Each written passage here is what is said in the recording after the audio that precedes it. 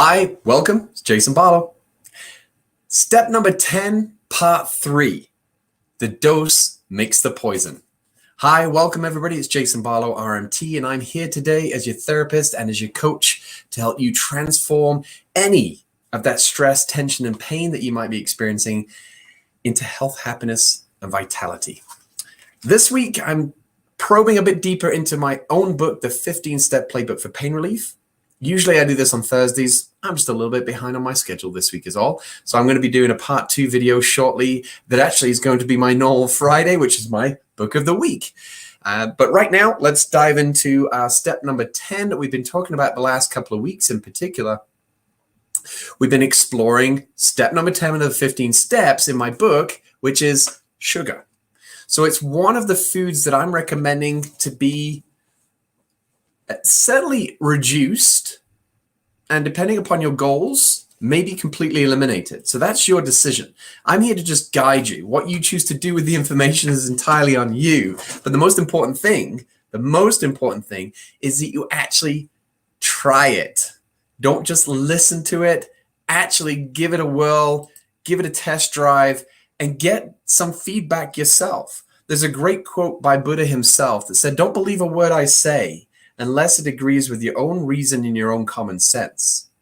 So we've got to get experience from anything that we're listening to in life, right? We listened to our parents when we were youngsters, but it's only when we touched the hot pan that we realized, oh crap, the parents knew what they were talking about.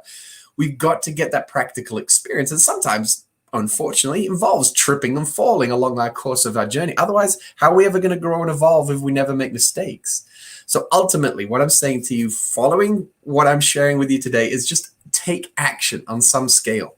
Now, the last couple of weeks, we've been talking about sugar. And as I said in my book, it is number one food hazard for me, from my experience and my profession. But it's going to summon, if you're looking to reduce your sugar or eliminate your sugar especially, it's going to summon all of your willpower. So I remember when we'd moved here, and it was easier to come off of chocolate. I used to eat a lot of chocolate, and I was fortunate I never gained significant weight, but I knew the ramifications if I kept going on with that, what it would do with my pancreas, my digestive system, run the risk of as diabetes in my family. So long story cut very short for you is that when I moved to Canada, it was a little bit easier to come off of the British confectionery because it wasn't readily available. Now it is, but far less quantities, and I've got it under control. Now, when I was consuming a lot of chocolate in the UK, I was very active, so I wasn't putting the weight on. But we had our first little boy, Josh. He was nearly 17. Well, no, he is 17, nearly 18 now. And at that time, coming off the chocolate coming from the UK was kind of easy. So I actually took it out, and I took it out for several years. Like I went cold turkey, and it was that first few weeks. And if you've ever done a detox of any kind, you know how challenging it is that first few days, maybe the week or two. But as you go past that tipping point, if you've had that experience, and if you've not, just this is where we're encouraging you, go the course, because it does get easier. And then after that, I think I remember eliminating, which came next. I think it was alcohol. So I'd taken out the chocolate, taken out the alcohol, and I've told people this story, and they're like, did you have a life at all? So I took out the chocolate, took out the alcohol, and then I took out meat. And I had all three removed from my diet. Probably the longest was the chocolate, a little bit less was the alcohol, a little bit less was the meat. But the meat would have been at least a couple of years or so. And then I remember one meal, after that couple of years of taking the meat out, I decided I was going to reintroduce meat. So I had a meat meal with a glass of wine and a chocolate dessert. And boy, oh boy, it did taste good. And you know what I learned through those experiences, that's what I'm trying to share with you today. It's the dose that makes the poison. There are countless arguments. Just go online. In fact, no, don't waste your time. I'm doing it for you. There are countless arguments to say you should eat meat. You shouldn't eat meat. Drink alcohol. Don't drink alcohol. Have chocolate. Don't have chocolate. And we can feel perplexed and overwhelmed and confused. And I get it, because I've been there, and I'm the health professional, having studied and researched and spent a lot of time doing experimentation. So I get where people's frustrations come in. So ultimately, you need to become your own coach. You need to become your own therapist. You have to listen to your own body, because nobody, you hear me? Nobody knows your body better than you do. But if you don't know your body well, then I suggest number one step for an action is get to know your body better. What signs and symptoms is it producing? What is it communicating to you? Are you feeling tired? Do you need more sleep? Have you got a sugar high? How much did you eat the last meal? How far apart are your meals spaced? Now, everybody's so fingerprint specific that I can't just write one list here for everybody to follow. They're guidelines. That's the premise of my book. They are guidelines. They're steps. But you have to take those steps and then tweak them and adapt them according to your own biology and physiology and dreams and desires and wishes and fulfillments and so forth.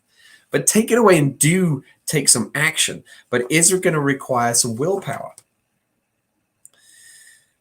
So these results that can come from curbing your sugars extend far beyond just alleviating your stress, tension, and pain. As you know, I'm a therapist. I'm a fitness coach in my background. I'm here to help people primarily to reduce your stress, tension, and pain. And very often when we talk about massage, we think muscular, stress, tension, and pain. Joint, stress, tension, and pain. Well, what about digestive, stress, tension, and pain? Mental, stress, tension, and pain. They all get piled together in this human experience that we're having. And so for me, that's why I talk about in my book, the 4 aspects that we have to learn how to take control. In fact, it's the only areas of our life that we can fully control. It is our mindset, how we choose to move our body, what we choose to eat and consume, and how we choose to rest it and allow it to recover.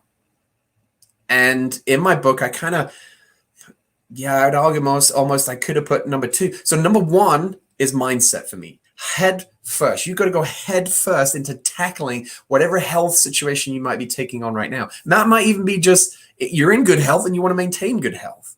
There's still information that I could share with you. Just listen, be open to it, be humble, and take it away and chew on what works, discard what doesn't, and give me feedback on anything else thereafter. And there's things that I don't know yet that you know.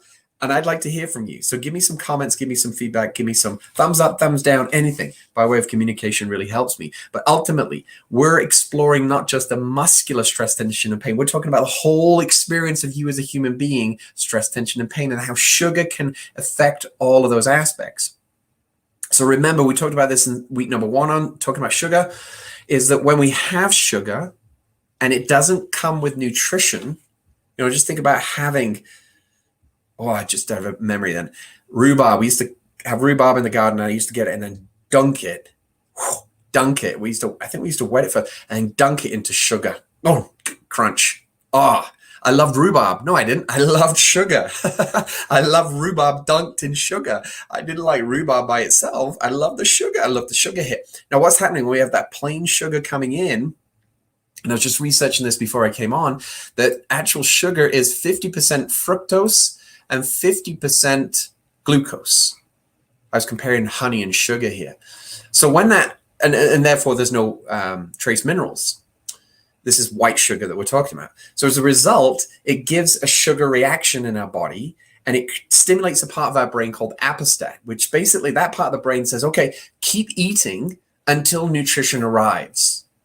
But if we're just eating almost plain sugar and high quantities of sugar in a processed food, refined food, a chocolate bar and so forth, there's just more and more of that sugar coming, but not nutrition in good quantities, that the part of the brain, the apostat, says, okay, that's good. You've got your quota of sugar. You've got your quota of nutrients. It's time to stop consuming and move on. Now, there's some rather brilliant minds in some respect, but therefore also can lead to manipulating our brains through chemistry of foods. They're basically created to drive your wishes to want to have more. It's part of that brain chemistry we're talking about now, the apostat and so forth. And as a result, I'll think of Pringles, for example. I'm just throwing one out as an example for you, right? You pick up one, it's very hard to not have more than one. So as a result, why? Because we're getting the stimulation of our brain. It causes a whole chain of reactions, which tells our brain to basically keep eating until either we're ready to puke or nutrition has arrived. And, I think we're all pretty smart, intelligent people enough to know that most foods that we're consuming on a daily basis are not nourishing enough. I could almost argue that despite the fact that we have, and we live in a world, in the Western world especially, of, overweight people, obese people, doesn't mean to say that they're nourished, well-nourished people. Now, I'm not here to judge. So what I'm saying to you quite literally from a physical, biochemical point of view is there are many people in the world that are starving and malnourished. I would almost sway the other way to say there's also some people, obviously our population is growing, unfortunately, is they are overweight, obese, but still malnourished. They're not malnourished in the way that we typically think of somebody being, very, you can see the bones and very gaunt, very slender, but opposite extremes, still malnourished from my point of view, from my experience. Again, you take that with a pinch of salt and agree or disagree. It's your choice.